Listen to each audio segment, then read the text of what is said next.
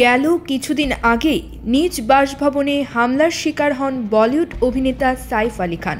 সাইফ আলীকে ছুরিকাঘাতের রেশ না কাটতেই বলিউডের 3 তারকাকে হত্যার হুমকি দেওয়া হয়েছে। বলিউডের 4 জন জনপ্রিয় তারকা কপিল শর্মা, রাজপাল যাদব, রেমো ডিসুজা ও সুগন্ধা মিশ্রা প্রাণনাশের হুমকি পেয়েছেন। বিষয়টি নিয়ে মুম্বাইয়ের অম্বলি থানায় একটি এফআইআর দায়ের হয়েছে এবং পুলিশ ঘটনাটি তদন্ত করছে। পুলিশ বলছে পাকিস্তান থেকে এই হুমকি ইমেইল করা হয়েছে। হিন্দুস্তান টাইমস থেকে জানা যায়, ইমেইলের মাধ্যমে পাঠানো হুমকির বার্তায় বলা হয়েছে নিজেদের প্রচারের জন্য এমন বার্তা দেওয়া হয়নি, তাই কেউ এই বিষয়কে হালকাভাবে নেবেন না। আমরা আপনাদের প্রতিদিনের জীবনযাপনের উপর নজর রাখছি। এই হুমকি বার্তা এড়িয়ে গেলে পরিণতি আরও খারাপ হতে পারে এও বলা হয়েছে।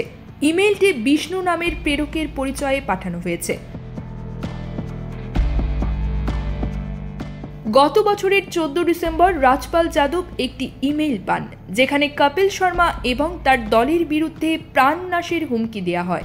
অভিযোগ অনুযায়ী কপিলের শো সালমান খানের পৃষ্ঠপোষকতায় পরিচালিত হওয়ায় এই হুমকি এসেছে।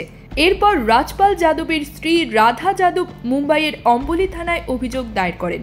পুলিশ জানিয়েছে কপিল শর্মা ও তার দলকে নিরাপত্তা দেওয়া হয়েছে।